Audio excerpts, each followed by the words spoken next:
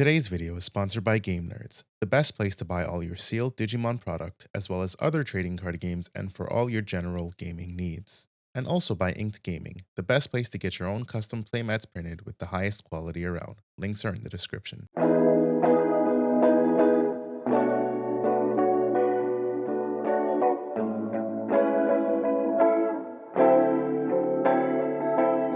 What's going on, Tamers?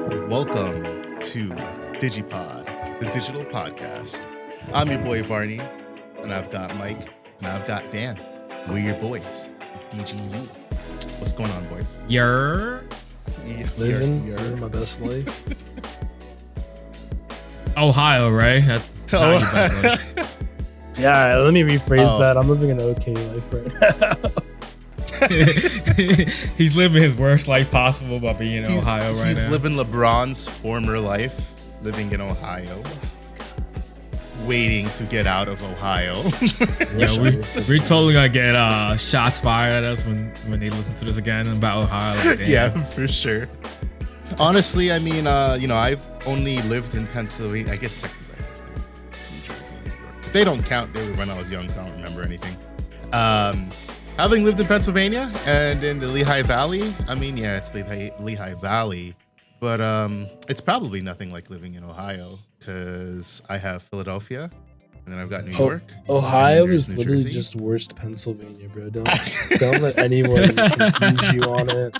It's literally the same state, but if it was worse, like that's all it is. The same state, I promise there's worse. no difference. Yeah, it's literally just worse. Yeah. So is Pennsylvania. So it's like more like the Stroudsburg side, not like the Philly side in a sense, where it's just like all woods but nothing going on. Oof. Yeah, it's just off. Oof. Yeah, that sounds not fun. Oh my god, that's so funny. Well, let's kick this podcast off with the topic of the day. Not really the topic of the day. It's the first thing we always talk about, and that's locals. So we're all scrubs. None of us won and none of us lost. We all went 2-1. Who knew that we'd all be so good yet so bad all at the same time? If only we had a fourth round. Varney, you blew it for all of us. I blew it, yeah. Yeah, Varney, you fucking suck, dude. This is true. I did blow it. I went 2-1 because I lost to Dan. I decided to play something out of my norm. I played Rosemon Tribal because I got tired of getting smacked around by Red Hybrid as per norm. And I also didn't feel like suffering against Blue Flare because my decks do suffer against Blue Flare. I said, screw it. We're playing something where I have a good matchup into. And so, yeah, I did win my Blue Flare matchup. I didn't play Red Hybrid, thank God. I actually just prefer to avoid that matchup for the rest of my life. Blue Flare went as expected, 2-0. I didn't really need Quartzmon, though. I didn't even need Burst Mode. Hydramon, surprisingly powerful in that game. I didn't really think... I never thought about the impact that Hydramon has against certain decks and against Blue Flare. Like, yeah, they have Blazing Memory Boost, but when your board is like 4-5 Digimon with a Hydramon and they swing and they're going to lose 3-4 memory, it's like, oh, yeah, that hurts because I don't think you can gain that much memory to bypass the Hydramon memory gain. So is that comboed with the fact that even though Metal Gray can stun 3 Digimon, it's just so much Digimon that they have to deal with. So it worked out in my favor. So I won that 2-0. And I can definitely see why the Gen Con results showed that Blue Flare was a poor matchup into Bloom.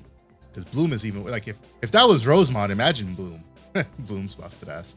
Round 1, I played against Omni Turbo. I just stopped. They did what Omni Turbo does best, and that's brick. That's not doing the coach high rolls. That's just straight seeing nothing. And that was good for me because I was able to keep their board clear and ensure that even when they pulled into their pieces, they had nothing to do with those pieces. And then game 3, obviously against Dan, which I lost 0-2. Game 1 was very heavily contested. Rosemon Burst Mode is really good for that one turn stun. Like Quartzmon would be good, but like at the same time, Quartzmon leaves you vulnerable. Quartzmon doesn't necessarily fix the issue that deck has, which is just Machine Dramon can destroy everything, because they can just drop Chaos Dramon for 12, and they still have Analog Mans, and now the Quartzmon is gone, so the Analog Mans are unsuspend. No, they'll unsuspend on the next turn, but if you can't capitalize off the memory gain from the Chaos, then what was it even for? That being said, if I had the third Rosemon Burst mode, I wouldn't have been able to take that game 1. But with the way that game 2 went, I honestly had like the greatest luck with my draws in game 1. I don't think I would have won in a best of 3. Not at all, because I just didn't see what I needed. Dan also went 2-1. Dan, how was your locals run? Yeah, I decided to play Machine Dramon again because Dark Masters officially revealed Apocalypse, so I'm just hyped, period. So I wanted to play the best Dark Master he is preparing. That's out right now, which is Machine Dramon. It's a fun deck. It's one of my go-to favorite decks. Every set I'm always tinkering with it and stuff, so I want to play it again. Went 2-1 like Barney's mentioned. Round 1 I had the mirror. Went 2-1. I think I just managed my resources better than he did because I know the mirror match like the palm of my hand. Compared to him, he is more newer to playing Machine Dramon, so he's newer to playing the mirror match. So he was just learning the mirror on the fly while I was already prepared and I knew exactly what to do. When I see A, I know what to do B, like so on, you know. So it was 2-1, like I mentioned. Round 2, I played. What did I play? Oh, Red Hybrid. And most times than not, Machine Dramon has a really good matchup to that because he just, build a stack. They can't deal with it. Unfortunately for me, both games I could not build a stack, could not build a good stack, and I had to hard play ultimates and hope they survive, which they didn't. And so they went was a Goonimon? No, the low 5 for Aldemon, like 20k, 3 checks, game 1, something like that. I was like, yeah, I ain't doing nothing this game. my security didn't even have an analog man or anything. It was just like crap. So I ended up losing 2-0 because again, didn't see the pieces. And then round 3, hold I on. played. You forgot about your philosophy, which is always pop Tamers. Oh yeah, game 1 I had misplay of the lifetime. Nah, let me stop. I misplayed in a sense because I had a Mega Dramon with a Machine Dramon underneath. I mean, had a Machine Dramon with a Mega Dramon underneath, I should say. So effect obviously when attacking, pop a 3k, 3 costs, Digimon or Tamer. He had a Flamemon, he had a hybrid that was suspended, and then the 3 cost Takuya. I asked how many cards he had in hand. He said he had 2, which I saw obviously he had 2. So I was like, what's the chance that he actually has the Emperor Greymon in hand? So I took the risk of killing the Flamemon and hoping that he just had a regular hybrid, and I would have been all right. So I decided to pop the rookie, left the Tamer. Next turn happened. He drew right into the Emperor Greymon, and that caused me to lose game 1. Unfortunately, I always, if you could pop a Tamer, no matter what, no matter what deck it is, if you have the ability to pop a Tamer. And for whatever reason, that one time, I was just like, he has 2 cards. He ain't doing it. Damn, why do we kill Tamers, bro? I know. Because they're the reason why them kids, bro. Yeah, exactly. Fuck them kids, right? As a Black or Greymon player, I used to be like, F them kids all the time. But yeah, so then game 2, straight mollywop, 3 checks, 20k, and couldn't recover from that. And then round 3, played against Varney in the pair down because I was 1-1 while he was 2-0. And then, like he mentioned before, I beat him 2-0. Not a fun time. Not a fun time. Mike. Yeah. Did you get some redemption for yourself this weekend? No, not really. Not particularly, I would say. Didn't feel Still went 2-1. So I played Hunters, which is like one of my favorite decks right now. For round 1, I played against Alphamon, and unfortunately I got high rolled to fucking all hell, bro. Which is like, I mean, there's not like, what can you even do? You know, like, it just is what it is. Like, don't get high rolled by Alphamon, obviously. Yeah, I'm playing a deck that requires like at least a little bit of setup. You know, like I have to play Tamers. And, you dropped 4 cool boys on you too. I made the fatal mistake, I think, of putting this man to like 2 memory on his turn too. So that was really when I just really dropped the ball. Was I put him to 2 You know much what's memory. so irritating? It's like, I know, like, when I play Alphamon, I don't have that luck. Like, somebody could put me to fucking 10 memory, and I'd be like, well, time to do some digging. Anytime the opposing Alphamon player, for me, gets put to anything more than 1 memory, they're like, all right, bet, I'll raise, Digivolve, gain, Digivolve, gain. I'm up to 5, I'll Digivolve, I'll pass turn, I'm at Alphamon. I'm like, what the fuck? You didn't even have a Tamer on board. Yeah, that's pretty much what happened to me. So it sucked because it's one of those things where it's like, man, if I had another turn, I could pop off right now. But yeah, it just didn't happen. So got high rolled. I don't think I played badly or did anything wrong. It's just one of those decks, you know. And then my second match I played against Melga, and I did not get high rolled because they did not see the promo. Wigururu, so that was an easy 2-0 for me. Both games didn't have promo Wigururu on, so I gotta love when they don't have their one-ofs. Yeah, he raised, did a few things, whatever, and then I just raised and fucking. I think he even went into like a Melga X, and I was like, how much DP is that? He was like, whatever. I was like, I'm popping that shit with Omni Shout. So I literally popped it with Omni Shout, and I had the Clockmon for jamming. So it was like 4 checks because I had like 2 watchmakers. It was ridiculous. I was like, yeah, that was nice. And then game 2, just Shout, same thing really. He didn't see promo Wigururu, so I didn't die in a single turn, and then I just popped off with pretty much everything. Went right into the superior mode, and it was like 3 checks, jamming, end of attack, swing again, like, you know, whatever. End of turn. I'm so glad promo was hit, because if I had to sit through more promo molly-whopping, I don't know, I might have fucking reached across the table. Man, I wish I could say the same, because anytime I play the Melga player that we have, our locals, man, always has the promo Wigururu. I'm just sitting there just like, yeah, I was surprised. I thought I was definitely gonna be unlucky because it's just been my luck lately. Like, anytime I've sat down to play Digimon, I just fucking get screwed over.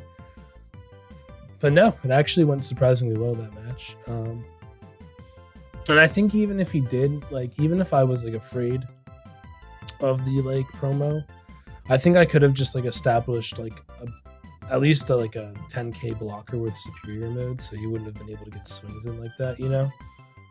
Or at least, I mean, he would have gotten some swings in. But you know what I mean? Like, I would have been able to deal with some of it. Right. But yeah, no promo Wigururu on Ruin My Life. And then my match 3 was against Rosemont Tribal. He left like right before the end of our, like, he left in the middle of it, so I was winning. So it wasn't like a big deal, but yeah, he left. He had to go home. So, yeah, 2-1 for the day. Wish I didn't get high rolled by Alphamon, but there's always next week. So we'll see what happens. I don't know. Are you showing up next week, Mike? I guess maybe. Are you gonna pick me up again? Are you gonna force me to come? I guess. The Dolphins play at. Oh man, what time do the Dolphins play? I think the Dolphins might actually have a late night game Sunday. I have to look it up. So we'll see. I guess we shall see. Well, no matter what the answer is, Varney's picking you up for locals. So I don't know why you even like thinking that you can get out or whatever, or you don't want to play Digimon. You're playing Digimon. He thought he could move back in the area and not come to locals. Well, he thought wrong. Hey, it's not that I don't want to come to locals. It's just that until Tua isn't healthy anymore, I gotta watch the Dolphins, man. You can still watch it on your phone. Yeah, you're right. So yeah, hey, overall, yo, Darian, next time, come to locals. Don't be a bum too. You can watch the Eagles on your phone as well. I don't know what I'm thinking. I might play some jank again this week, so I'm sure I'll probably have an awful time at locals. Please clear the jank with us, because I don't want you playing Dark Nightmon and then sitting there and being like, "Hey, why did I play Dark Nightmon? Why I do this to myself?" You gotta play good jank. I'm playing some fucking jank this weekend. Yeah, that's what we'll he see says. What happens when I get home. That's what he says, and then the next podcast he's gonna be like, "Yeah, I went 0-1 drop." I'm like, Mike, you lost to one game. He's like, "No, I know how it's gonna turn out." Nah, maybe I'll play Mastermind. I don't know. We'll see. Mastermind? It's a tough ask for you. I haven't seen you touch that deck in since you made the deck profile, which you guys should totally check out. There's a Mastermind deck profile by our one and only Michael, DGU Mike. Oh, or maybe I'll play Imperial, which, by the way, there's an Imperial deck profile by DGU Mike on our YouTube page. You should definitely check out our YouTube channel. The latest deck profile that's going to be coming out in like maybe a couple days, whenever that is. Actually, no, by now it should be out already. Mamimon by DGU Dan. Ooh, baby. I'm not playing that shit. No, hey, you gotta I got yourself. dubs against Shine Greymon and Hunters, so you do whatever you want. I'm just saying. Why don't you play Shine Greymon? That's jank for you. Me? Yeah, Shine that's Greymon? jank for you. Yeah, that's jank. No. I think it's too good. That's tier one. That's too good for him. It's too good. No, it's jank for Mike, and you know why it's jank for Mike? Because anything that's too good is automatically jank. I mean, look at Melga. Mike, what deck do you have completely maxed already? Melga. What happened with Melga was before everyone in the US realized that it was going to be the most broken deck ever. I was like, yeah, I'm going to play the shit out of this deck. I like Melga Rumon. Who doesn't?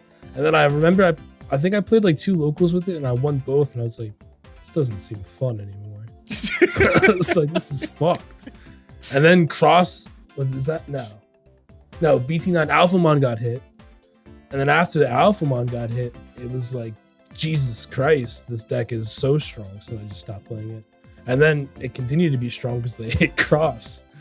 And that was the next deck I was going to play. And yeah, so that was Melga. I just never touched it. I don't know. All I can do is shake my head with this, man's. Anyways, it's time to talk about our poll results. I polled the audience. I said, what is your favorite Digimon series? Y'all know what the favorite Digimon series is? Y'all take a guess. Tamers.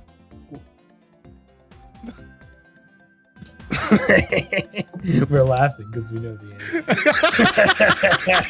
answer. Spoiler, this episode was recorded yesterday, and we're re-recording it today.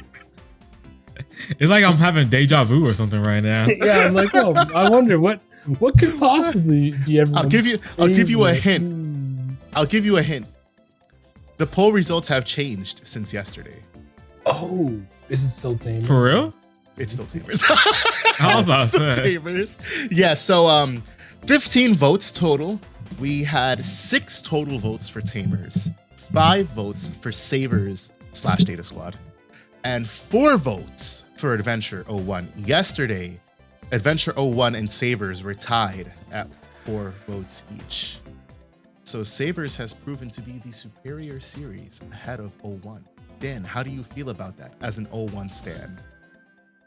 Straight disrespect. How does it feel to know Agumon Dinosaur is the superior Agumon. That made me tilt on that one. Absolutely not. Nope.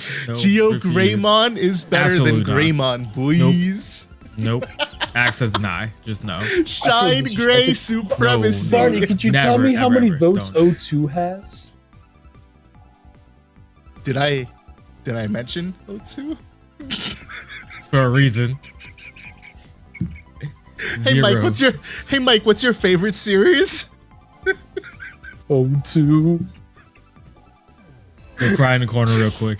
Why do you guys think O2 was not even fucking voted for? Because it has fucking Davis is the worst. I'm about to say Davis is the worst protagonist out of all of them. Bro, I swear on my... take that the fuck back. No, bro, this... No, I don't really think that. I don't know why. Bro, this man's... The entire season was like, oh, Kari, you're gonna be my girlfriend. Why you sound like that? Some game. It's not my fault that TK kept fucking cock blocking every single fucking chance. He didn't need to cock block. Kari was just like, skirt.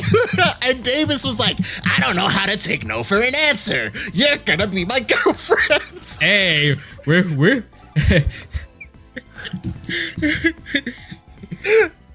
in today's age of 2023, that's a no right there. And TK was like, yo, Davis, like, I don't know what's going on, B, but she ain't into you. She ain't into me either.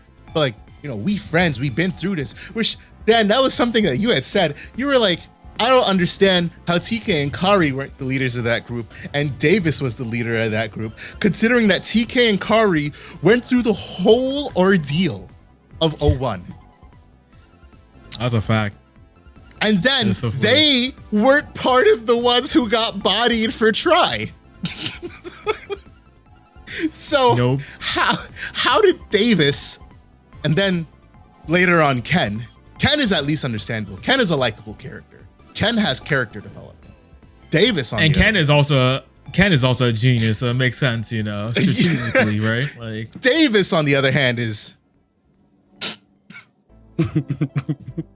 I see a lot of myself in Davis, Oh.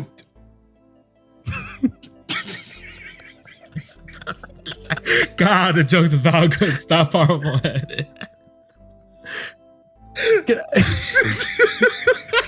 I can't. You guys don't see that? You guys don't see there's no? All right, whatever. Just like we share a lot of the same qualities, Frontier was another season that nobody liked. Yeah, because fucking but Frontier actually sucks, okay? I mean, at least in O2 understandable. You have cool stuff like Imperial and Davis. At least, yeah, I can definitely Davis. see. I can definitely see why people didn't like Frontier. I mean, even as a kid, like me watching Frontier, I was like, are they turning into Digimon themselves? What the fuck? So like, I can definitely understand that. I only really like Frontier just because I like Yellow Hybrid. And something that Dan pointed out, he was like, Jet Sophie wasn't even in the anime. And this is true. She wasn't. Correct. Nor were 3/4 of their ultimates. And correct. I think it was just Emperor Grey and Magna Gurumon that were in the anime. So correct.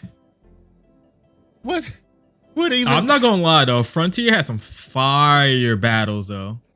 Well, sure. I mean, it's a product of its times. And then, because then you look at Savers, you see Marcus out here mollywopping Craniumon with a fucking fist. Like, you got Shine Gray was like, bro. Marcus was like, don't worry, I got you. Boom. Craniumon's big ass whatever weapon, and then Marcus's fist holding the entire thing back because logic, right?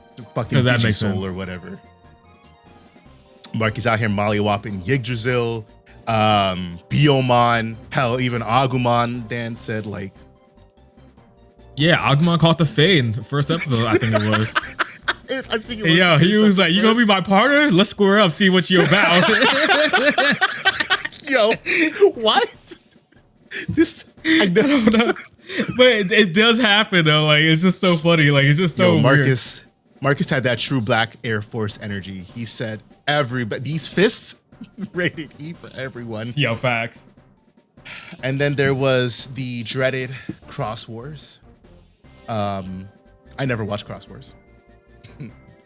Dan and Mike also never watched Cross Wars. No, I did watch parts of the first season. Yeah. Okay. Not the first season. I watched like the reunion episodes where everyone comes back and fucks. Yeah, same. Oh well, because those are fire. I mean, I haven't gotten around to watching those, but I mean, just by sheer nostalgia, you'll go watch those. But the other part of it, you gotta watch them. You gotta watch Togru getting the goggles and everything. I'll say this: they were on some wild shit when it came to animation of the female characters that season. I don't know what they were on.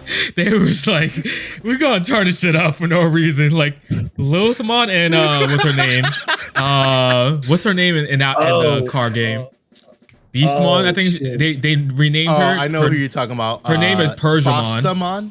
Yeah, Bostamon, that's what it is. The Bostamon on that show made no sense. Yeah, I'll get around to watching it one day, but before I get around to watching that, I've got to finish. Savers is my favorite series. It's the only series I've ever watched all the way through. I also watched 01 all the way through and 02. I was on Tamers and I'm like in the middle of Tamers, but I'm like, Tamers for me at least has this like weird lull point where it's like everything was like interesting and now it feels like it's like dragging until we get to the part with the D-Reapers. Are you even in the DigiWorld yet? The DigiWorld? Yeah, there's because it's like they're weird. It's like there was this weird moment when like they go into the digital and like things just don't happen but happen at the same time. Yeah, it really feels like it's dragging. Like, you know, Rika met up with Cyberdramon Tamer, Rio. And they're already back. D-Reapers already happened. That's when Rio pops up. No. I haven't seen D-Reaper yet. Huh. But I personally feel like I've been in a lull, and that's why I haven't finished it, because it was really good. And then I hit this point, and I'm like, oh, fucking hell, I got to trudge through this. You should have already seen. No, they should have already turned up. Did you not see Digimon already? No, actually, I haven't. Wait, have I? Because Rio doesn't pop up until later. Does he bio-merge? I don't even remember. That's how long it's been, because that's the point I had gotten to with it. So, yeah, I don't even know. I have to go back and finish that. I'll get to Frontier at some point. I'll get to Cross Wars at some point. And according to Impresario on YouTube, we need to watch Appmon because it's the best season since Tamers. I'll be honest, I don't even know what the fuck Appmon's about. Do you guys know what that is even about? It's about digital app. Give me a fucking summary without Googling it, Barney. I want to hear what you think Appmon's about. It's application monsters. Ooh, there we go. See, Dan's got it. Dan's up with the times. Awesome. I don't know. Are they still Digimon? I'm just confused. Why is it called Appmon? Do they call the Digimon Appmon then? Like, what is? I don't get it. Yeah, that's what it is. Yes, because I know they actually live in their phones, and I guess they live as applications on their phones. But I don't know dick else about it, because when I didn't even know Appmon was like a real thing. I thought it was some kind of like knockoff, and then somebody was like, "No, that's a real Digimon series," and I was like, "Oh." Bandai just sounds like they were smoking a little something there. Like, yo, what if we took Digimon? That's what really killed Digimon. They decided to go, let's make Appmon for some reason, and right, like they were smoking. It was in a board meeting. They had a few drinks. They're like, you know, it'd be crazy if we took Digimon. We just didn't fucking call it Digimon.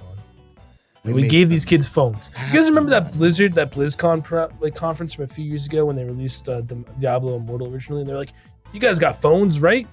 That was Bandai. Bandai was like, kids got phones. Digimon, phones. They're fucking perfect. Yeah, right. That's what Appmon sounds like to me. I don't know. I have maybe we'll have to get together and stream Appmon. We'll have an Appmon watch party, right? Yeah, watch it all together. So that's our poll results, and then our Q&A. So our Q&A, I asked the audience, how did you get into the Digimon card game? So ZWF said, I had been following the game and buying products since it was released in the West, but didn't actually start playing the game until BT6 released. Been playing ever since. BT6 was a nice jumping on point. I think BT5 is where product started becoming readily available. Sure was. So BT6 was just a follow-up to that. And I think that's where a lot of people started jumping on, because Mike jumped on with BT5, but I'm sure the game definitely saw like exponential growth once product was even more easily available, given the hype that had been surrounding it. Jeremy said, I grew up watching Digimon, quit Yu-Gi-Oh! And saw it when it first came out. Tried the tutorial app, traded my Yu-Gi-Oh! Cards for BT4 boxes, or for a BT4 box, 3 starters, and a couple of, I think this is the release special booster premium packs, if I'm not mistaken. So, I mean, anytime you can trade Yu-Gi-Oh! For another card game is always nice, because it's like, cool, I can get out of this shit card game. I can go play a wholesome, non-toxic card game. So definitely a good decision, Jeremy. Glad to have you in the DCG community. Set Key said, so I actually got a box and a couple starter decks when the game first dropped in America, but I didn't have anyone to play with me. But I got a cousin to start playing. Now we play super often. I love that you're able to play with your cousin Set Key. I think the entire idea of TCGs is to foster a community and to foster the relationships and the friendships that come along with playing the card game. It's so much better to play in person. You know, we love online events, but at the end of the day, IRLs are just great for getting to meet people, forge relationships, and all of that. So, you know, props to you. Glad that you have somebody to play with, and, you know, Bandai, more IRL events, please and things. Chrome says, Mike, how did you get into the card game from your point of view? Because Mike never actually said it right. Yes, go ahead, Mike. I was harassed on month's end by fucking Mr. Dan over here. At this point in my life, I was a stable human being. I had sold out of all of my card games. I was in a happy relationship. Really, all of it was ruined after I started playing Digimon. And now I was like, wait, I got it. Current, Mike. Now I'm homeless. I'm broke. Yeah, I am unstable. Yeah, bro. All because of Digimon, right? All because of fucking Digimon. I have a card game crack addiction again. You know, people ask me, people I talk to, like, that don't play Digimon, they're like, you have all those expensive cards. It must be such an expensive card game to play. And I'm like, no, actually, it's like the cheapest card game to play ever. I'm just an idiot. That's the issue. And who's to blame? This guy. There, right here. But you enjoy the card game, and I know you're glad to be playing the best card game that you've ever played. Nah, this man, Dan, bro, I blame myself, really. Really, I truly have to blame myself. It was like, I would walk in, I'd see Dan, I'd dap him up, I'd be like, yo, Dan, what's good? I miss you. He'd be like, yeah, bro, they released this Digimon card game, you should come play. I was like, nah, bro, I can't right now, you know? And he would message me, he'd be like, yo, Mike, there's this Imperial Digimon deck you should check out, bro. And you should send me videos. You'd be like, check out this deck profile. And then I would send him like these fire arts. Yelzamon secret alt art. You should look up this alt art. I said the black and Greymon art too, the secret rare one. It was fire. I love that art. It was fire. And then I was like, damn, this game seems really cool. And then, you know, I was like, I don't want to play. Like, I don't like, because, you know, I was like, some of the cards were still expensive back then. And I was like, I don't know how deep I want to get into this card game. And Dan was like, bro, I'll give you the expensive cards for cheap. This man, Dan, was fucking slinging me jamming V-Mons when they were like 10 to 15 bucks a piece. Fucking security attack started like Greymons when they were like 20 bucks a piece. I was like, damn, if Dan's going to give me these cards, then I guess I have to play. And then, even then, I was really adamant. I was like, I'm not going to spend money on this card game. Or so he thought. And now I am. And now he has a gold master. This fucking shit, dude. Hey, you know, what's the saying? You could bring a horse drink, well, you can't force him to drink. He decided to go to jump into the pool like head first. That wasn't my fault. I just brought him there. You know what I'm saying? It's up to you at that point. Mike has a problem. I mean, I also have a problem. All I did was take advantage of what he has because I knew how much of a crackhead addict he has about cards. That just I just said no, stop. It was all for the better. It was all for the better. Just think about it that way, Mike. Was it? Yes. You have a gold Mastimon. How many people can say that? Not me. I don't know. I wonder how many people can actually say they have a gold Mastimon. It would be interesting to know the pull rates on those. Probably like 50 people. I wonder what the pull rates are. Nah, I doubt 50. I'd probably think closer to like at least 100. Hey, Ophido has one too, so yeah. Moving on. That's that motherfucker that keeps high rolling me with alpha. Fucking bastard.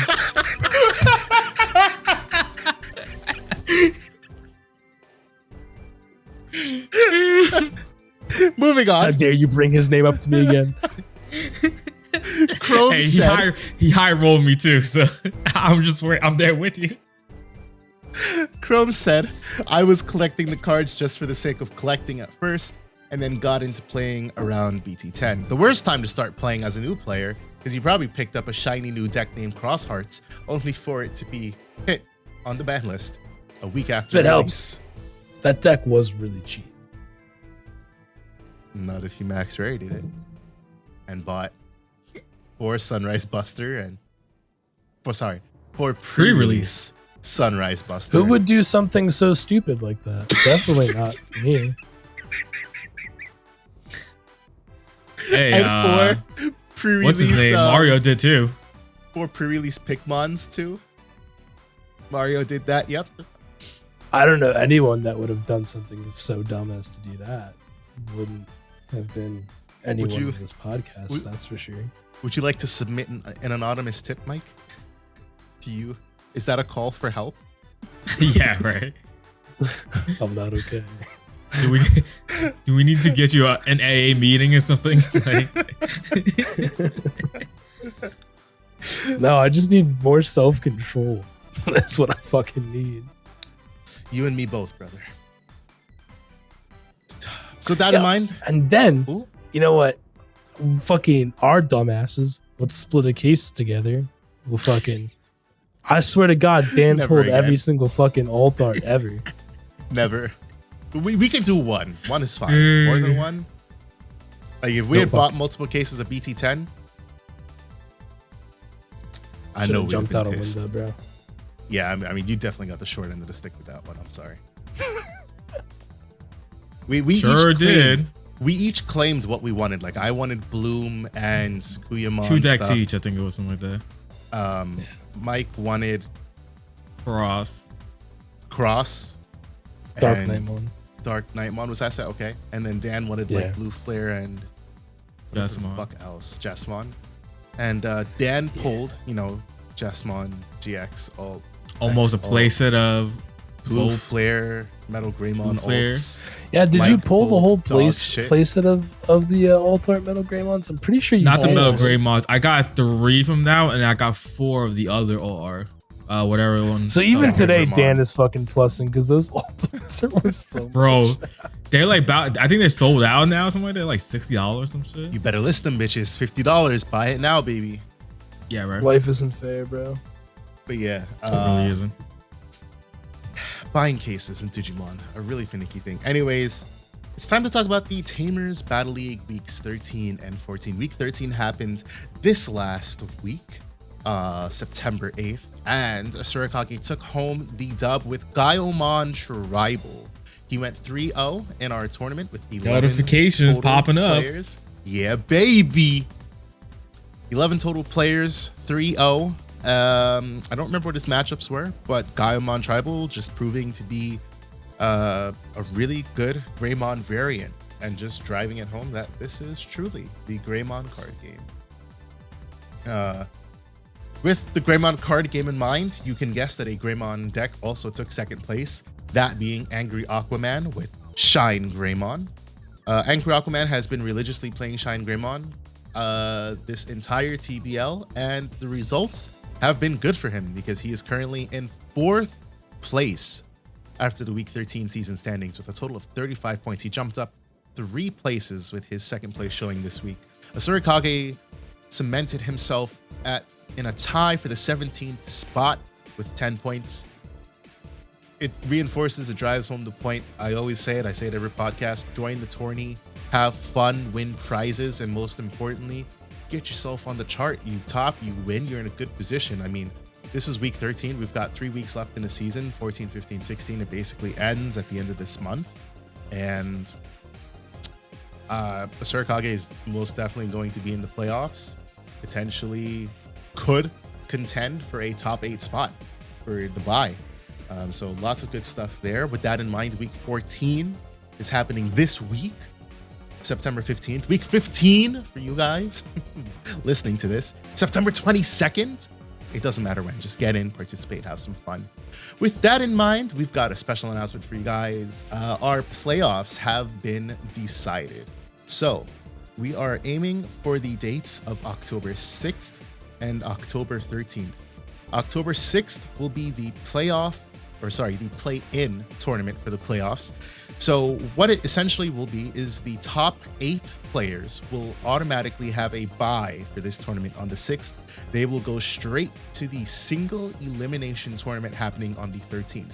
The single elimination tournament on the 13th will be a 16-man bracket single elimination tournament. So it's basically winner takes all, not really, it's top 3 pricing, but winner gets the mother load.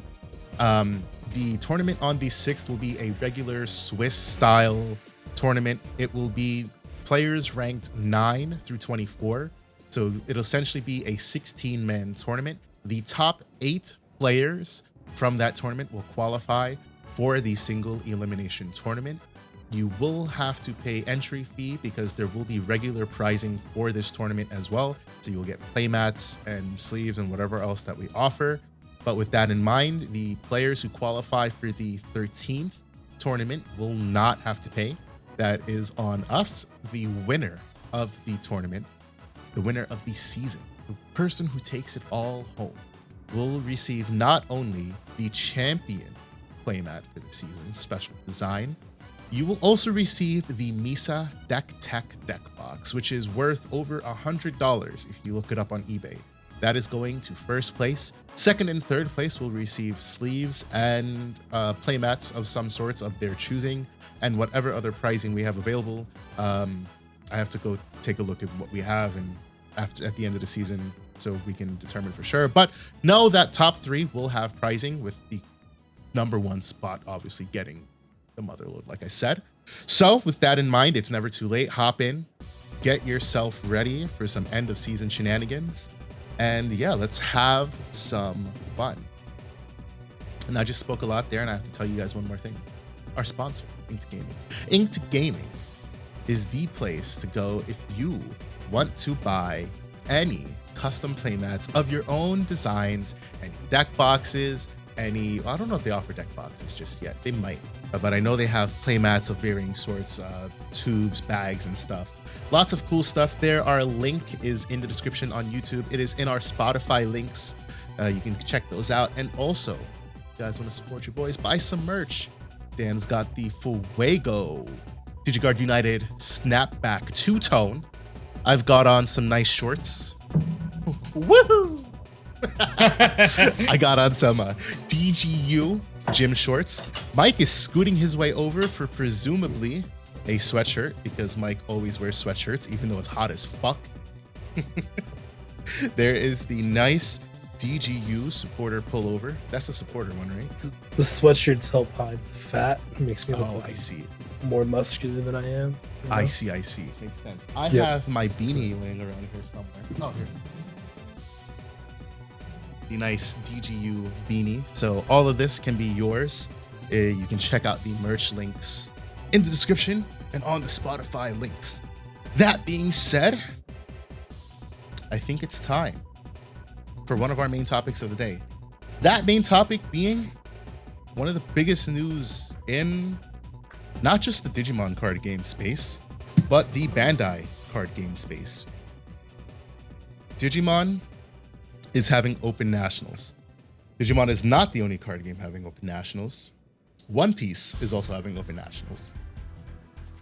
Battle Spirits follows a completely separate tournament structure, so they don't matter. The crux of this is that in Los Angeles on January 26th to 28th, I think, Bandai is having their Card Game Fest, which will feature all 4 of their card games. 5, technically. 5. Dragon Ball Super Masters and Dragon Ball Super Fusion World, maybe, I think. But no, definitely, they have the arenas one. No, that's like the Japanese games. Yeah, for them, yeah. For us, you talking about the one in LA? Yeah, the one in LA is Dragon Ball Super, one of them, One Piece, Battle Spirits, and Digimon. Of course, they have a bunch of other locations that are holding across the world that are holding these card game fests. Really cool, because like Japan, for example, they're gonna have their Battle Spirits game as well as Union Arena. And I'm sure any of the other Asian countries that play those games will have them as well. And it's super cool. Open nationals. It's a nice thing for those who were struggling to get invites, those who couldn't participate in online tournaments but wanted to go, those who were missing the invites given for store championships and whatnot. The one thing I don't like, not related to the open nats just yet, I don't like that there's like 8 to 10 different locations having these card game fests, but they left out like 2 of the biggest regions, being Latin America and Europe. Latin Americans have to come up here to Los Angeles for ours, which isn't a problem, but they have enough of a player base there that they should have their own somewhere closer to them. And I mean, come on, fucking Europe, really? I know there's a couple places like the Netherlands, I think has one. I can't remember the other spots, but like there's nothing in Germany or France or England, which, I mean, the Dragon Ball card game has a fucking French localization. So it's like, I don't understand their decision to not have one there. And it's also weird because it's only Digimon and One Piece that are open nats. Dragon Ball is not open nationals. Dragon Ball is a completely separate thing. They announced on their Facebook page that North Americans will have to look forward to a future announcement. They announced the spot for Europe, France, Italy, Latin America, Oceania, and Asian nationals or finals, whatever they're calling it, but nothing for North America. So Card Game Fest is Digimon Nationals, One Piece Nationals. And it's like, okay, cool. You know, those of you who've been listening to me, you know, I agree with this decision, or at least a decision to have one event for all of your card games, because Bushiroad's been able to do it. Bushiroad had 3 card games, and they have events all throughout the year that support their card games, and multiple formats at that. Bandai, with all of their money, should definitely be able to do that. My biggest thing that I just don't understand, and maybe this is something that like I know Mike has commented on in the past, it doesn't make sense to me why you waited until essentially the end of this tournament season to say, okay, surprise, open nationals, all of you who got invites, well, instead you get a 2-round bye, everybody else is welcome to come. Like, what the fuck? Mike, your thoughts? Yeah, I don't know. I think that it was kind of like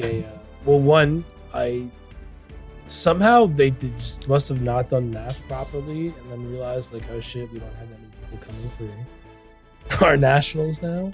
I feel like is one of them, right? Like, and then 2, I think if they had announced too early that like it would be open invites, I think less people would have joined the early regionals, because a lot of the early regional prizing we got this year was honestly just garbage, you know? Like the regional prizing is picking up again with actual good cards now, but I know that I wouldn't have signed up for any of the regionals. First of all, I hate online play to begin with, and I know that I'm not the only person that hates online play, and a lot of people that play in regionals do not like online play, but they're forced to do it for an invite, and I can't imagine that a lot of people will continue to do so if the invite is open. You know, like me personally, I'll never play an online regionals again if I don't have to. Unless like the prizing is like phenomenal. Why the hell would I waste my time? I have nothing to like, you know, I have nothing to prove, you know, like I'll just go to nationals, and if I do well in nationals, like that's when I'll prove it, you know? But like other than that, like I have no reason, like I don't like online tournaments. I've said it a million times. It's the main reason I don't participate. One, I have the worst ADHD ever, so if I'm stuck in my house all day, I definitely am not going to be able to focus on just playing Digimon. Two, I don't want to be at my computer for, you know, some of these regionals can go hours. So I don't want to be sitting at my computer for that many hours in a row. That's awful. It really is. Three, like, you know, like if something happens, I have a connection issue, then I have to take a game loss or something. People cheat all the time during online. We've seen every single regional, there's new cheaters. I mean, this happens in person too, but I feel like in online it's more prevalent, and because people can't see your face, you feel like you can cheat more and do things, you know, like you just more inclined to be a scumbag in my opinion. I wouldn't have, like, I got lucky with the regional that I actually did participate in, where I actually got Gen Con prizing for it. Not Gen Con prizing, but like I got the Gen Con like pack or whatever you got for that stuff. Like that made my regional entry worth it because I got cool stuff for it. But otherwise, no, I don't care. And that was even with the good regional prizing. Like I got like good regional prizing from it, you know. So I don't know. Yeah, if they're gonna keep it open invite, if they keep it open invite, but I don't see them going backwards, but you never know. We'll see what happens, right? They would have to make regional prizing better, because then again, like what Mike was saying, there's absolutely no point of doing online regionals. So if they decide to keep it open, no more paper mache paper deck boxes, right? Like we can't be having those anymore. They gotta have better cards in general. Or at least if they're not gonna have better cards, at least have them like phenomenal art. So like there's a rhyme and reason to play for them. Like the serialized versions, like what One Piece gets, they get serialized cards. I don't know if those cards are like actually good or not, but like, bro, if Digimon gets like cards that, you know, even like, I know this one's gonna be, you know, very controversial. Make new cards that come out for regionals, then, you know what I'm saying? That gives people a reason to want to participate in tournament cards instead of just all arts, brand new cards that, you know, are good cards. They could do that again. They did that a little bit for early on when they did, if y'all remember, like the Deal War promos and stuff. Those were like tournament pack cards only. Yep. They can do that again. Just give us a reason to want to play regionals. I want to play regionals. So just give me a reason. You want to play every Digimon event. Like you just want to play Digimon. Let me tell you guys what One Piece pricing is. You're about to hear how busted their pricing is. They get a set of gold sleeves for their Dawn. They get a set of black sleeves also for their Dawn, so they can choose between playing gold and black, but they get both for participation. They get one singular gold Dawn card that is unique to regionals. They get a participation pack, one participation pack with 6 different cards, all alternate arts. They get a Dawn card pack, which has 5 alternate Dawn card arts. And then they get another event pack that has 6 different unique arts. Again, top 128 gets an additional event. That's all for participation? That was all for participation. Then for top 128, they get an additional event pack, and then they get a luscious set of Boa Hancock sleeves for their Dawn. I gotta get my hand on those. Top 64 gets a unique art card that is definitely playable. Yeah, it's a 2K counter. Yeah, so Jozu, for those of you who play One Piece, definitely playable. Top 32 gets a finalist card set. Yeah, that's the difference. They don't get card packs. So yeah, they get a finalist card set for top 32.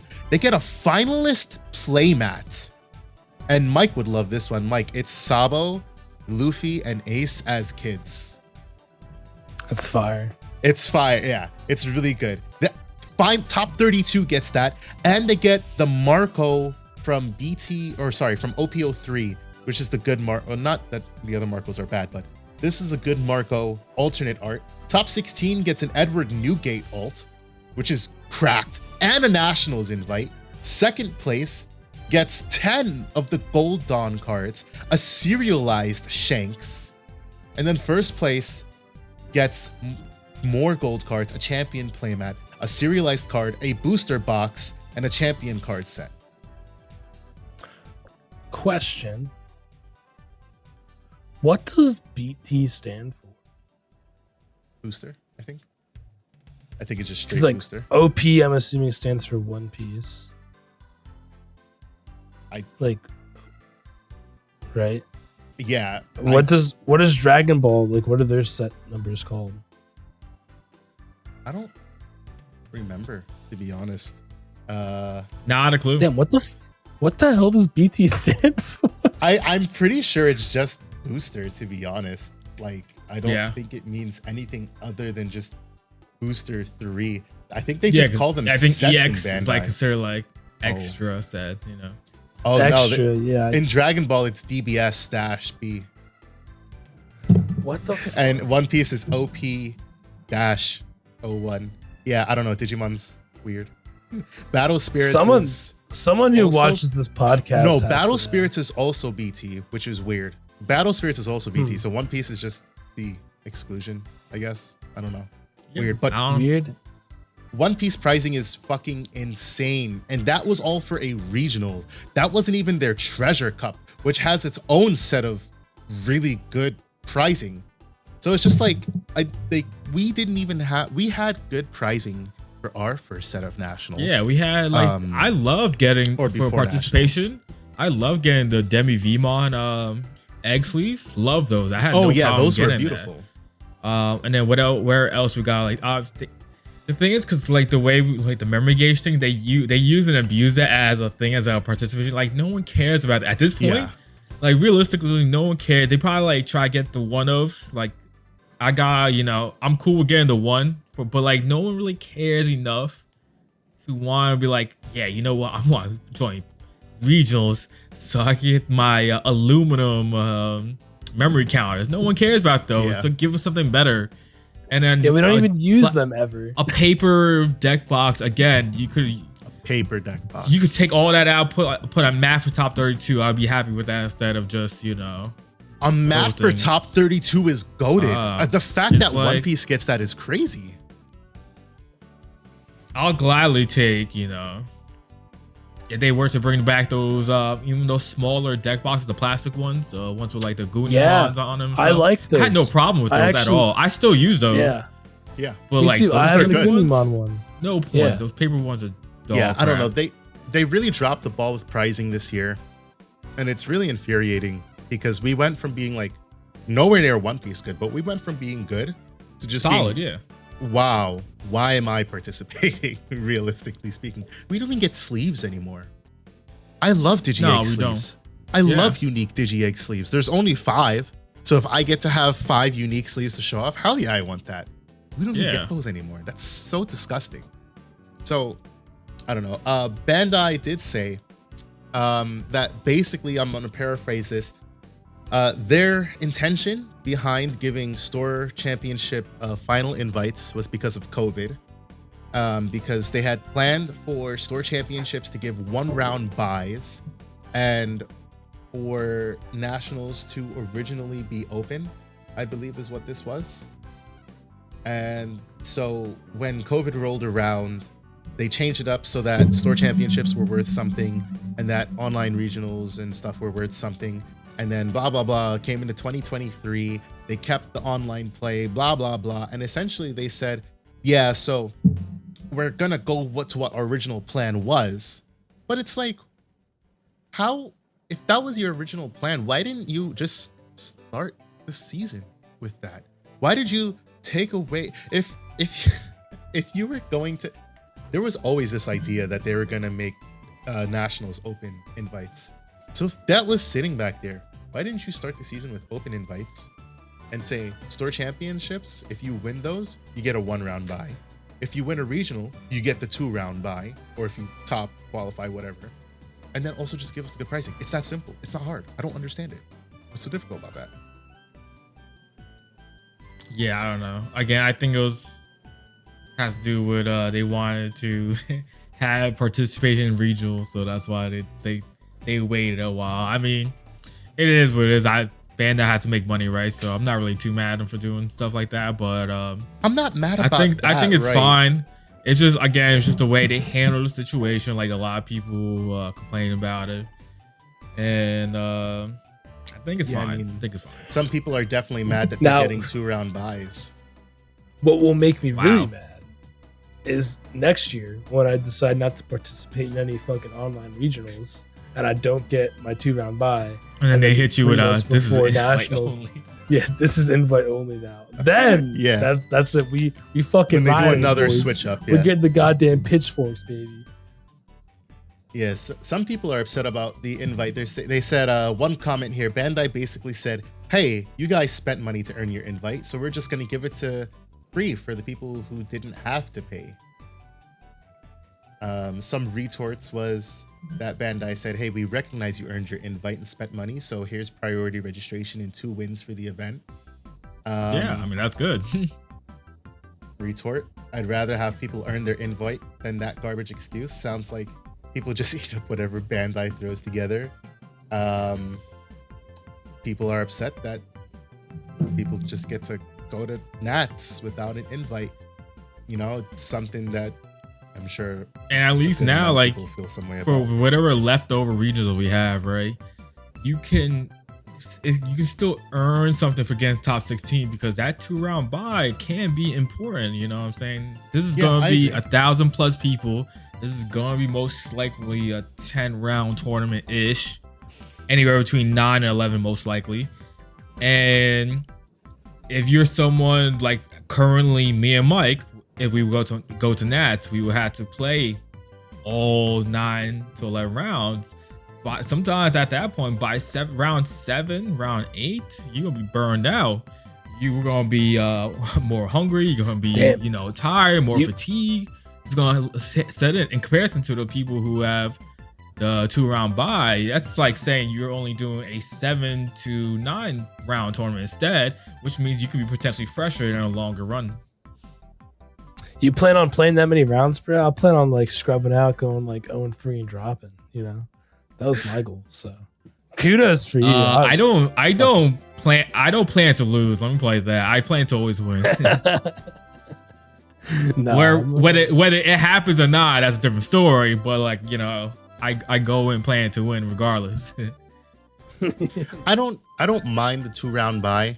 I think like the bigger thing for me is if I had gotten something more for winning, like in terms of pricing, I wouldn't even. For example, if I won a One Piece regional, you wouldn't hear a word come out my mouth because I just got a serialized card worth hundreds of dollars. Instead, when I won, I got a shitty set of shitty prize cards because they were completely useless. Yeah, I got. I was about to say you sold them for like 500 plus, right? I got a good amount of money for them. But like I wanted to keep those, but I was just like, there's no value in me keeping these when they're literally just trash compared to One Piece, where I can get these cards that look nice because they didn't even look that nice. Let's be honest. They were literally just like reskins. I got in One Piece, I get cards that look nice and are playable. Like, if the pricing was worth more in Digimon, I don't think people would complain as much. I think because the pricing is shit, the one thing that made getting an invite worth it, being your nationals invite, now everybody's was just like, well, okay, okay, cool, I guess. Like, I think I can definitely understand the frustration on that part. It's annoying, but all we can do is look forward to next year's organized play and hope that the team behind, because we say Bandai, but I think what a lot of people have to recognize is that there's a Digimon card game team, there's a One Piece card game team. The One Piece card game team is on their shit and then some.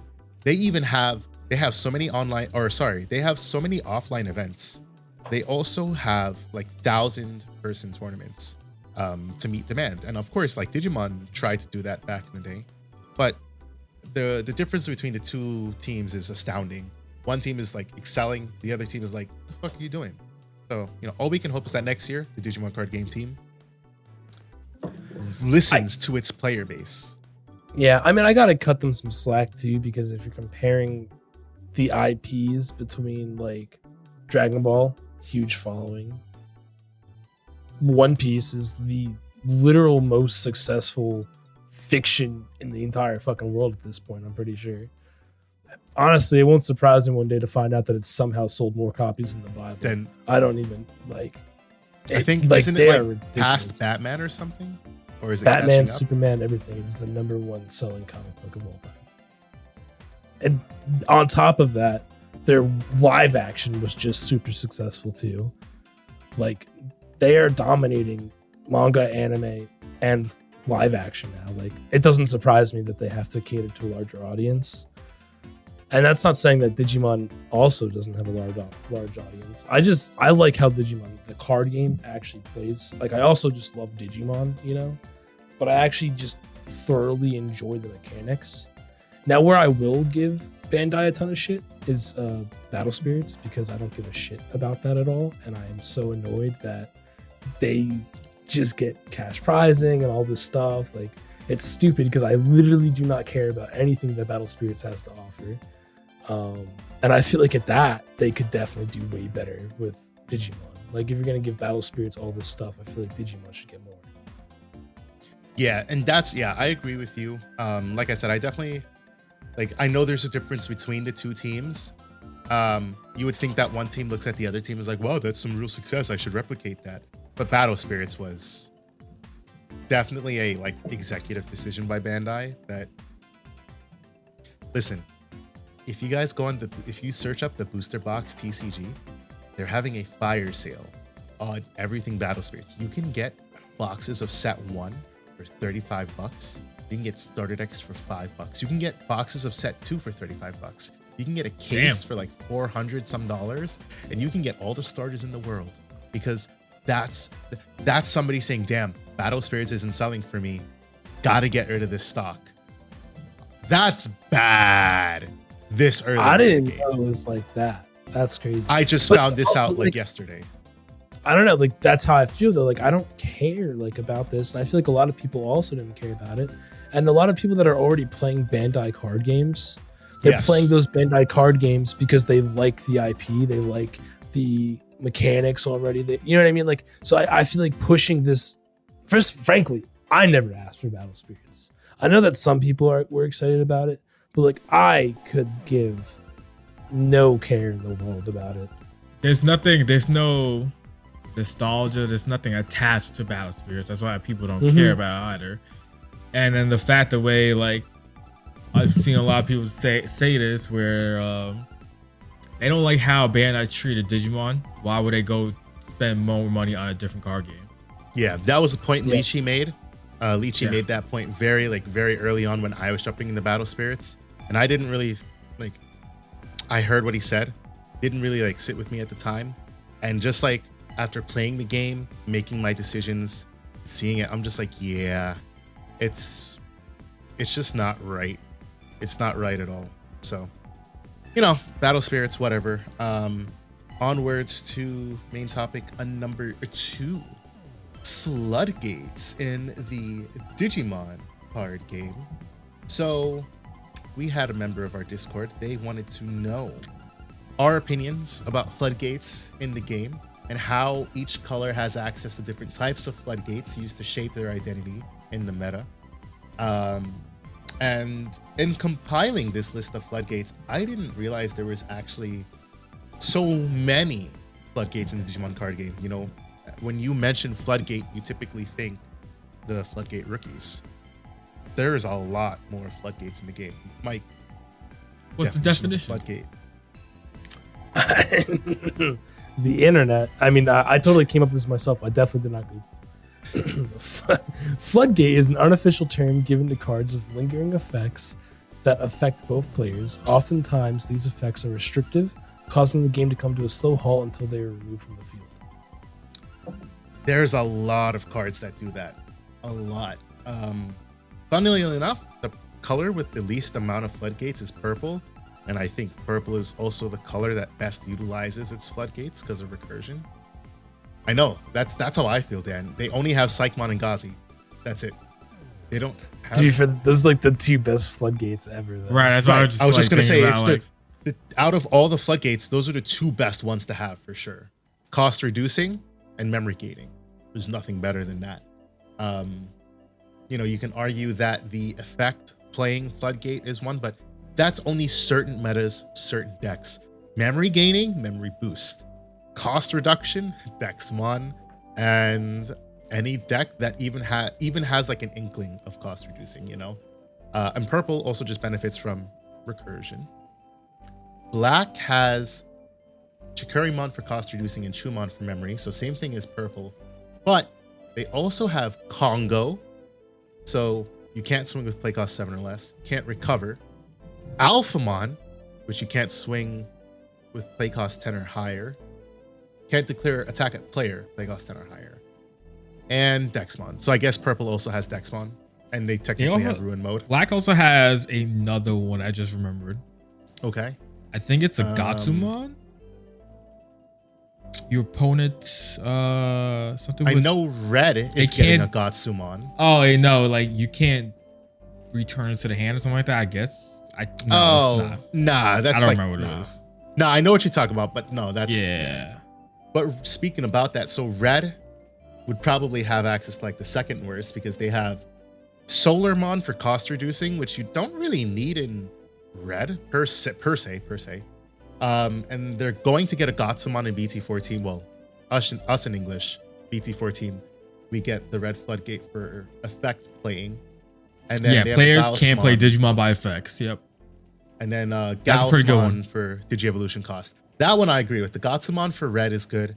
And then they have native access to Crimson Blaze, which is a super good option card that will never cost 6. Well, unless your opponent doesn't have any Digimon and you just play it for the Floodgate effect. But playing it to delete stuff and then also make it so that they can't play shit out is super annoying. I think the color with the most, and like outside of purple because of what purple's able to facilitate, the best air quote floodgates, yellow. Yellow has Pillmon, which is you can't play Digimon by effects, and Cutemon, you can't reduce the evolution cost, but they also have Venusmon. They're going to get Mitamamon in EX5. They have Holy Flame, Odin's Breath. They have access to Ruin mode, native, yellow, vaccine, Purge Shine, as much as it might not see play. EX3 Magnadramon, which could see some play going into BT15.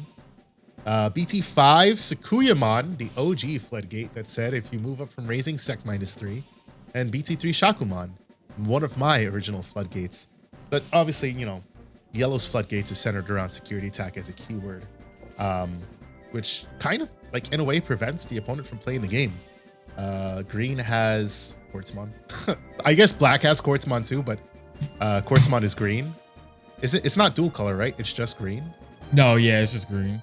I found the card I was thinking of. It's totally not what I thought it was. It was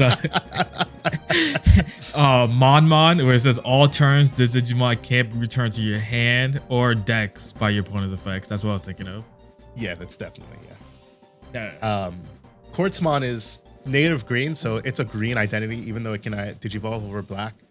I mean, Quartzmon is Quartzmon. Do I need to say anything more? They also have one by way of Eldraudimon. Eldraudimon's a weird one. For those of you who've never heard of that card before, it's when your opponent would unsuspend, they have to trash a card from their hand to unsuspend.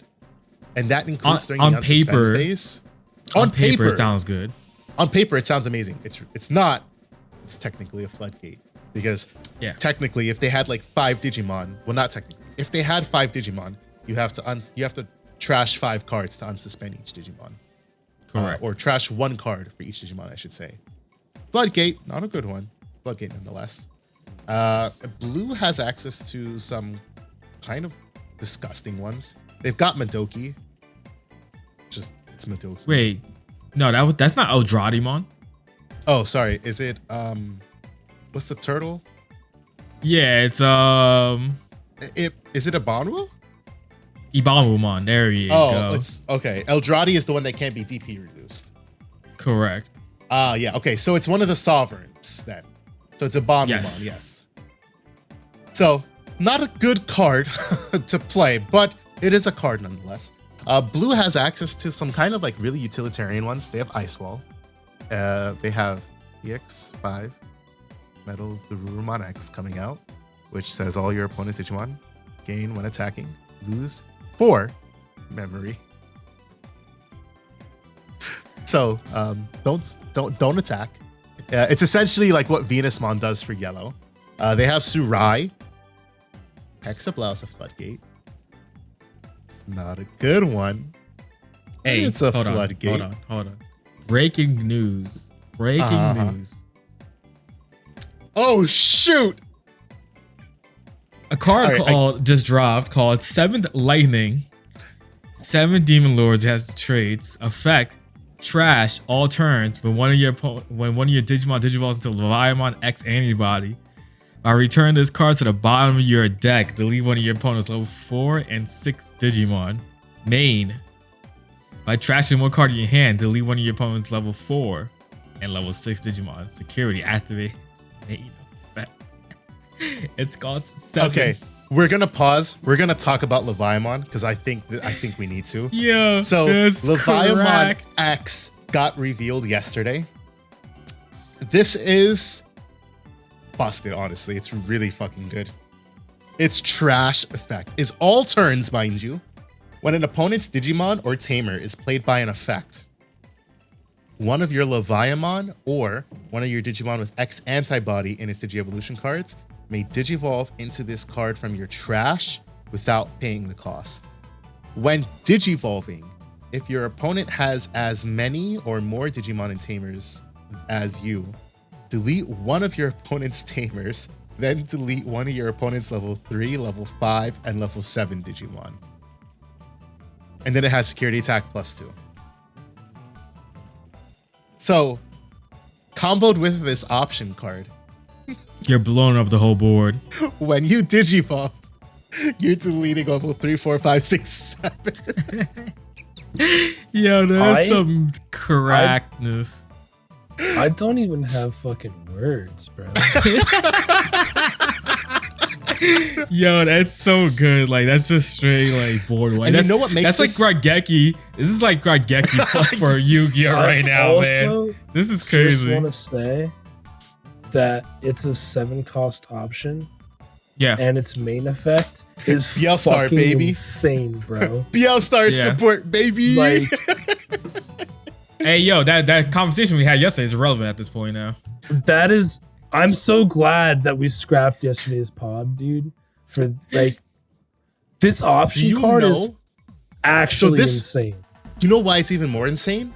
Because not only like you can fit like 7th Full Cluster had the 7 Great Demon Lord trait, but you didn't want to play it in a BL-Star deck because there was no benefit to playing BL-Star with the Beelzemon engine.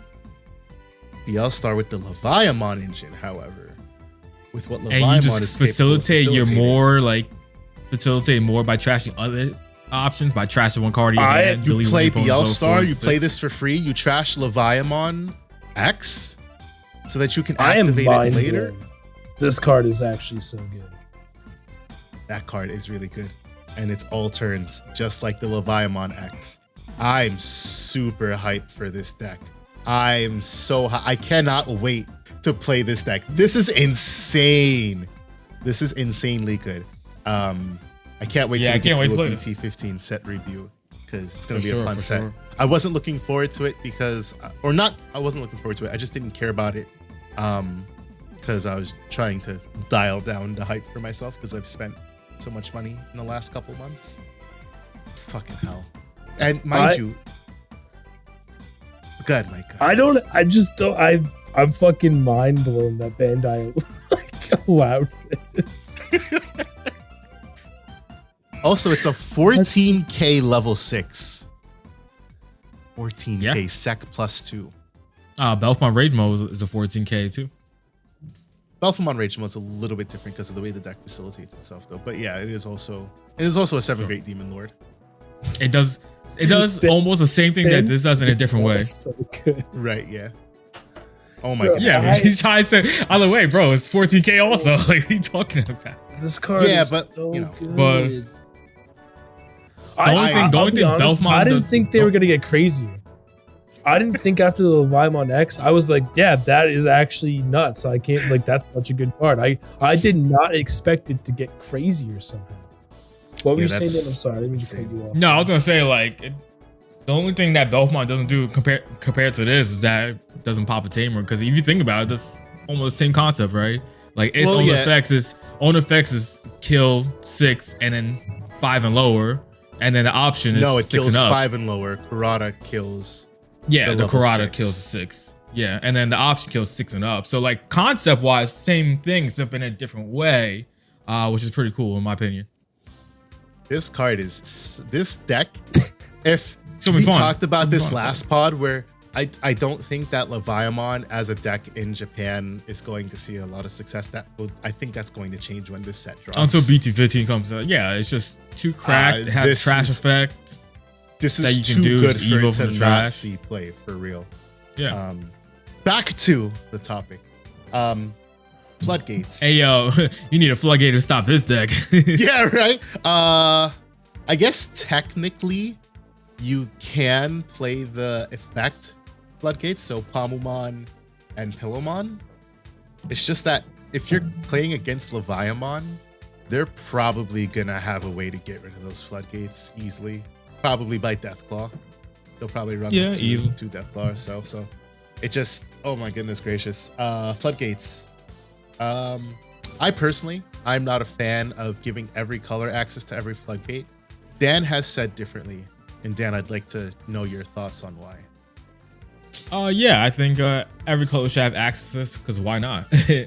Like honestly, I don't see it as a bad way that like only 3 colors has memory gaining stoppers. Why not have all colors have memory gaining stoppers? Why not have all colors have on play reduction stoppers? I don't see why we're at a point where every color should not have access to those, because those cards are really good generic staples that colors should have access to at this point. Why not? It doesn't like those a lot of times those cards don't even get played anyways, only in certain situations. In certain situations of meta, like right now, right? If Brawling Knights was like crazy out of control, everybody would need to play Psychmon.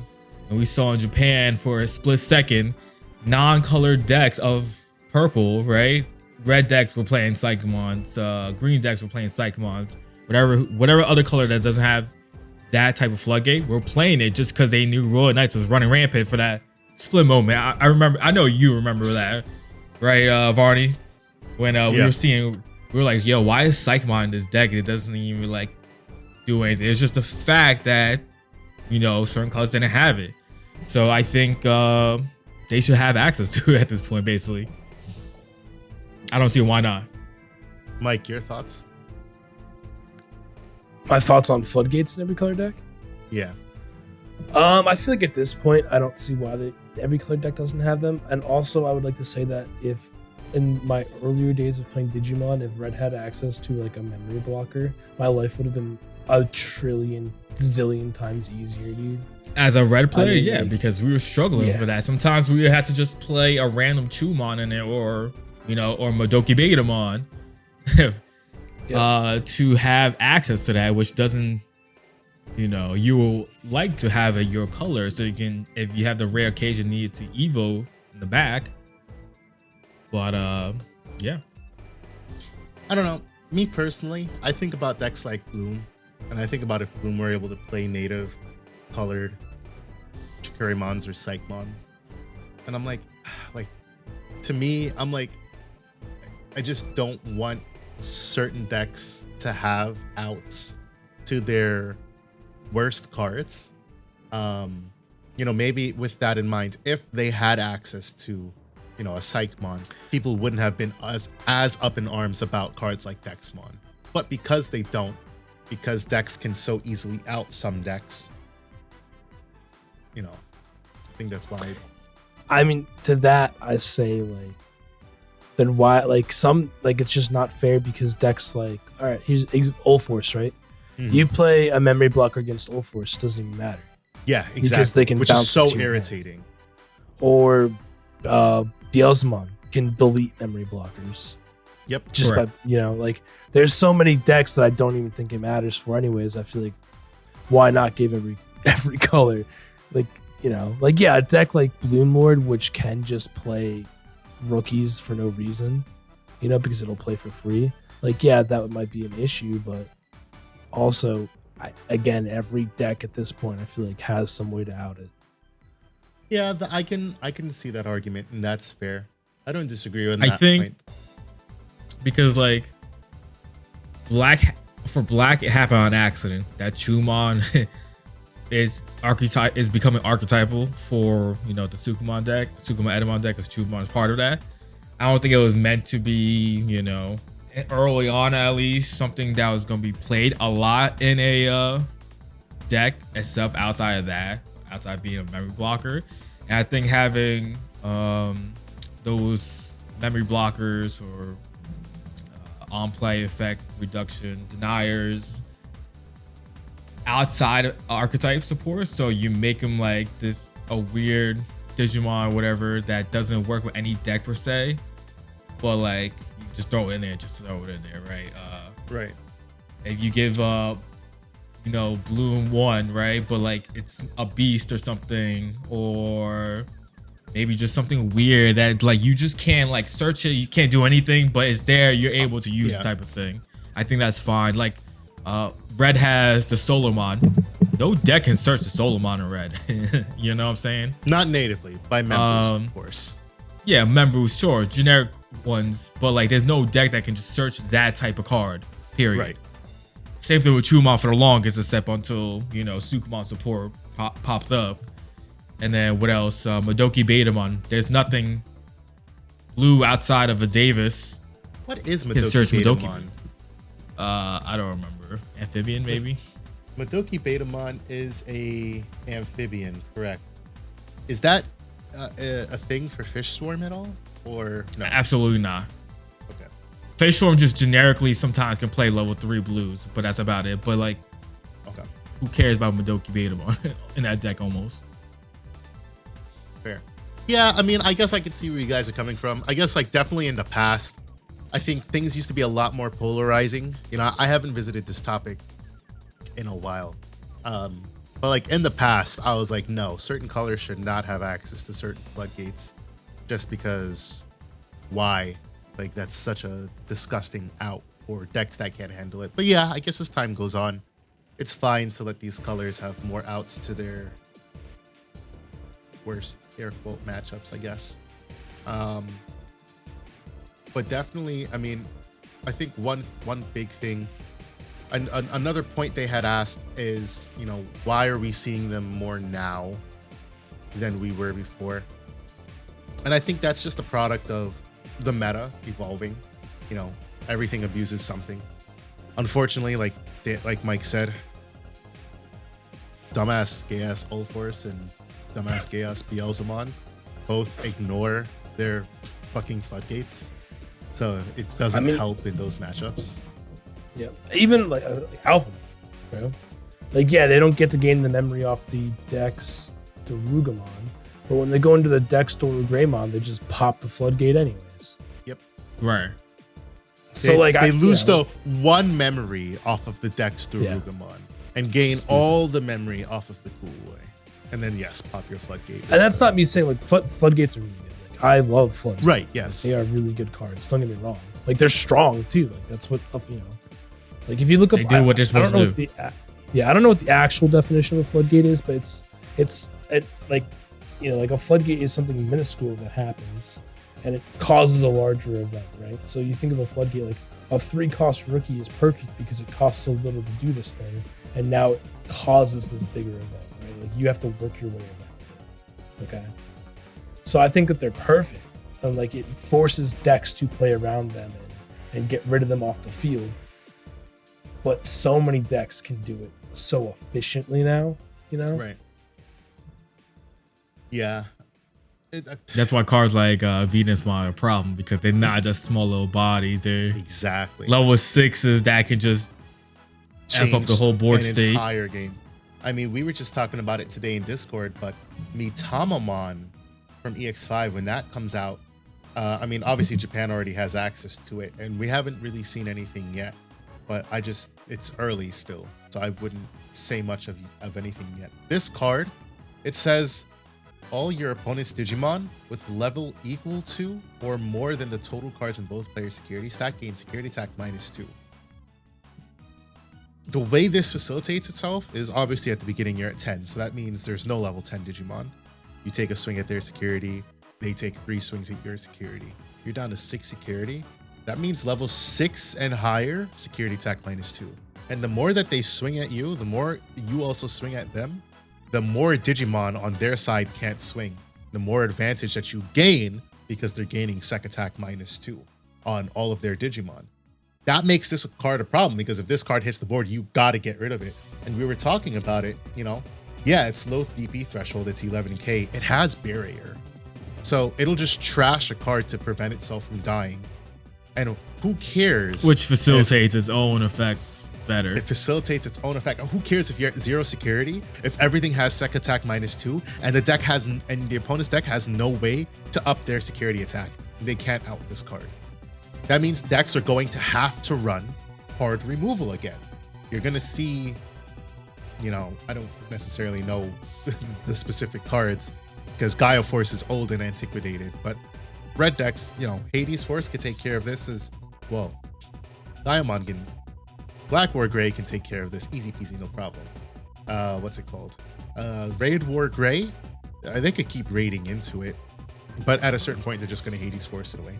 There's definitely outs to it, but it's going to require some of the other decks that don't have these native outs in their decks to fucking say, gotta get rid of that. That card comboed Venusmon, or Venusmon with a Holy Flame, Venusmon with a Odin's Breath, Ruin Mode on its own. You know, I think seeing Leviamon, I'm actually excited seeing Leviamon, because it means that they're good.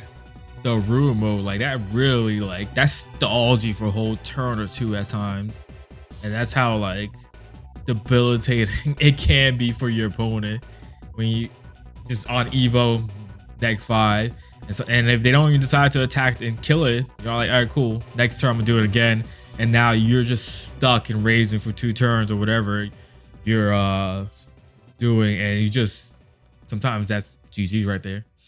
You know what makes that card even more stupid? If your opponent decides that they're gonna Gaia Force or delete it away, it's like, okay, until the end of your next turn, another -5k. You're like, right. I had that happen to me once, and I was like, okay, until the end of your next turn. Was it you? I did that to you, yeah. Right. So I don't remember if it was in tournament play or not, but I know it was. Yeah, because it was Belfmont. I had to do something with Belfmont, something like that. And that situation. I was playing Kentaurus, so it was probably in the Ultimate Cup. But I was like, okay, you deleted it. That's fine. You can't raise on your next turn. They were like, but I just deleted it. I'm like, yeah, but until the end of your opponent's next turn. That means it goes to my turn, and it's back to your turn, your next turn. Right. It's just a really good card. Definitely a Floodgate. You know, it's a high-end Floodgate. Level 7 is a lot to get into. But that's a card that pays off big time. Because if your opponent doesn't deal with it in the right way, or if they can't deal with it at all, sometimes it's just GG. For sure. But with that in mind, what I was going to say about Leviamon, I'm excited. Leviamon's a cool-looking card, cool-looking effects. Can't wait to play it.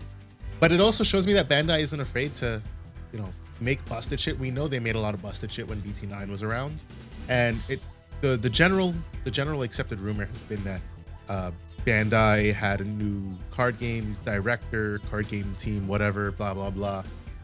Looks like with this stuff, they're not afraid to make these types of cards, which is good. They shouldn't be afraid. They should be able to make these types of cards. It doesn't seem like it's, you know, was there ever a card that came out that you guys looked at and were like, yeah, this card's gonna get hit on the ban list?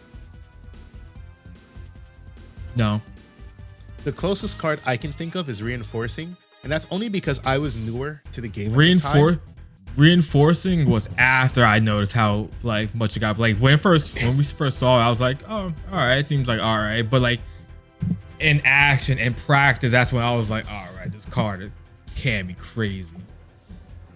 Greymon X antibody. The BT11. Yeah, I saw that card and I was like, no shot, that thing lives. Yeah, that's fair. That's totally fair. For me, it was Reinforcing because at the time I was playing Megazoo, SecCon Megazoo, and I saw that card and I was like, I didn't know how to look up Japanese meta results at the time, so I didn't know what they were doing over there. So I just saw it and I was like, that card's really fucking good. I didn't think it was gonna get hit, but like when I saw it, I was like, that's insane. Recover, draw, +3 memory. That's a 4. I'm gonna try to play that at 4 in my SecCon decks for sure. And yeah. Lo and behold, I think to me, like cards, you can't say a card's about, oh, that's immediate ban worthy without like you seeing practice and seeing it in live action, a deck working the way it's intended to be or whatever it is. Because right, like quick Yu-Gi-Oh thing, like no one thought Spirals was gonna be a tier 0 deck at all. When the first set of support came out, everybody was like trash, irrelevant. Double Helix came out and then people were like, this might do something. And then what happened? They dropped a couple other cards at the same time. And then I was like, oh wait, you can do the most craziest combos. Oh wait, that card's not a once per turn card. You can just loop that? Oh crap, you know what I'm saying? That's when you realize when cards should be, and that's when they destroyed that whole archetype balance wise. So same thing here. Now we're getting to hear people complaining about hitting cards immediately without even it being, we don't even know if it's going to do anything yet. Like on paper, fantastic, busted sounding looking card, right? But is the deck actually going to be doing anything? We have no idea yet. Just because we still have other cards to be revealed. We have other cards that's going to come out soon. I don't know how, we probably only have that much cards left, honestly, for that set. There's probably like 10, 15. Yeah. So much. And we don't even know what that meta is going to look like yet. Because current meta right now, there's a lot of strong decks that's out. So who knows if it's going to be a tier 1 deck? Who knows? You just don't know until you play. Shine Gray still, according to East, I haven't seen the week 2 one, but for week 1, Shine Gray was still the strongest deck in the meta. No shot. Yeah. I mean, I agree with Dan. Most of the times, I think a card will get hit. Besides Greymon X, I had a gut feeling that card was going to be Gonzo. That card's too strong. But most times, I think a card will get hit isn't when it's first released. It's after busted support comes out for it, and then you look back and you're like, oh, that older card is really strong now. Like promo Werewolfmon, good example. Right. No one looked at it back then and we're like, no one looked at promo Werewolf. They're like, pre-BT9. Yeah, this card needs to be hit. Yeah. No one thought Jet Sophie was gonna get hit until it got hit because of the deck. Jet Sophie died for our sins. Woo! Somebody said it. I'm golden.